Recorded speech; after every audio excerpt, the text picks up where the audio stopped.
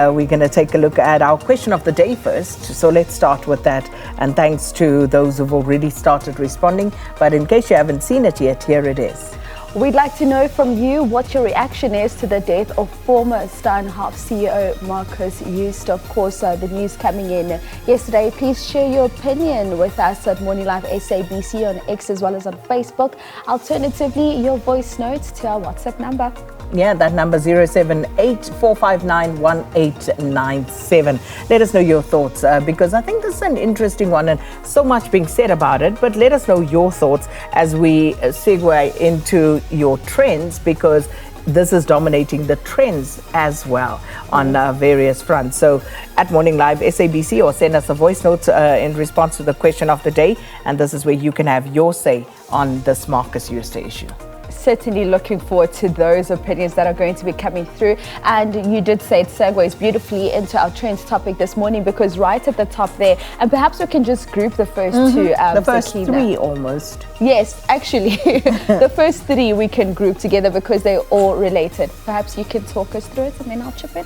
All right, first off, Marcus Jooste, of course, the big story right now, the fact that Marcus Jooste allegedly shot himself. So the reports are telling us that he died upon arrival at a private hospital in Hermanus. So he, of course, this week was back in the news headlines after the FSCA slapped him with a 475 million rand fine. Massive fine. Massive fine.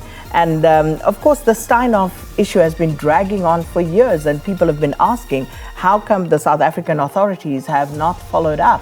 And there were all sorts of reasons that were given. You know, part of it was about how perhaps our NPA didn't necessarily have the wherewithal, the necessary skill set to move expeditiously on that Steinhoff matter.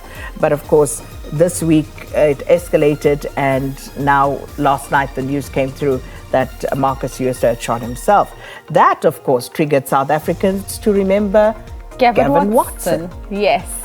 And you were saying the big difference here, though, between the two is and the Tabo Besta. Yes, one. and the Tabo Besta. But when you look at Gavin Watson, you look at Marcus Jooste's the fact that with Marcus, people actually saw him. Yeah. Where with Gavin, everyone is still like, Gavin is probably on an island somewhere because no one ever saw him after the accident. And this is it. Because remember, what did we see? We were told Gavin Watson was in that car. Accident, we were told yes. this. We saw a shoe on the scene. We saw a car. We saw a car that had been involved in an accident, but that's all we saw really. There was never any independent confirmation that the man had actually died. And I suppose for as long as that is the case, South Africans will always, believe that that was something that was staged, it was a setup, and that Gavin Watson is sipping pina coladas or something somewhere on an island. I don't know. You can see why South Africans would think that. Yeah. And then the Tabo Besta thing came in as well. Remember, because Tabo Besta, we were also told, had burned to death in his cell, burnt beyond recognition. Yes. And then Jiggy Tabo Besta appears at a shopping mall in Johannesburg, living his best life.